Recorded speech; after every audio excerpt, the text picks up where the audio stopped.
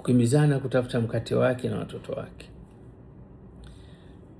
Mambo mengine hata kama yana umuhimu kwake, hayapi kiwango cha juu kwa sababu anashughulishwa na maisha yake.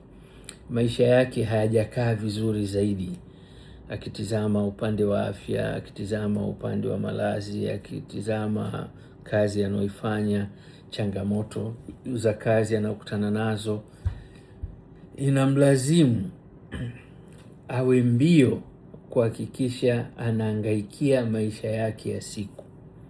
Na kuna mwingine anatoka anakwenda kutafuta, inafika jioni hakuna alichopata. Anawaza anapata wapi nauli ya kurudi nyumbani kwake, anapataje pesa ya kurudi kuhemea nyumbani kwake. Huenda katoka ana nauli tu, hana pesa nyingine tofauti na nauli inompeleka kazini, na anakwenda kazini inaweza kajikuta paka saa 6 bado bila. Mama anatuma message au mtoto anatuma message, kulikoni? Jibu halipo kwa sababu hajafanikiwa. Kuna wakati mwingine anakuja kupata hiyo pesa saa 10, ndio anaituma kwa njia ya simu ili watoto wakimbie au mama akimbie akatafute chochote ili aweze kupoza njaa, ili huyu bwana aendelee kuhangaika ili aweze kurudi nyumbani akiwa na chochote. Sasa kuna mwingine anapata hicho chochote na kuna mwingine hapati hicho chochote.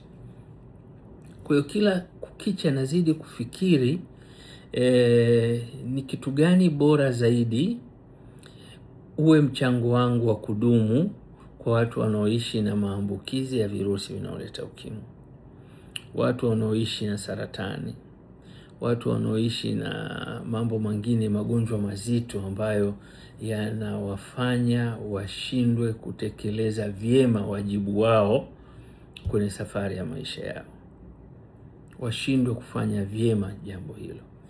Katika upande ambao mimi nipo HIV, tumeweza kufanikiwa kwa kiwango cha juu kushusha muda wa matumizi, lakini bado hatujafanikiwa kwa kiwango kizuri kumpa taarifa ya kimaabara inaweza kumridhisha au kumuonesha kuwa bwana, hata kama tumeweza kufanikiwa jambo fulani, lakini jambo fulani liko sawa, jambo fulani liko sawa kwa mujibu wa kimaabara, lakini jambo fulani haliko sawa, jambo fulani haliko sawa kwa mujibu wa kimaabara.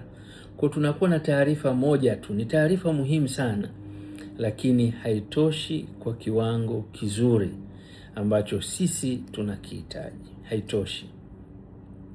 Ili itoshe, ni vizuri sana tukafikia kwenye lengo ambalo sisi tunakusudia.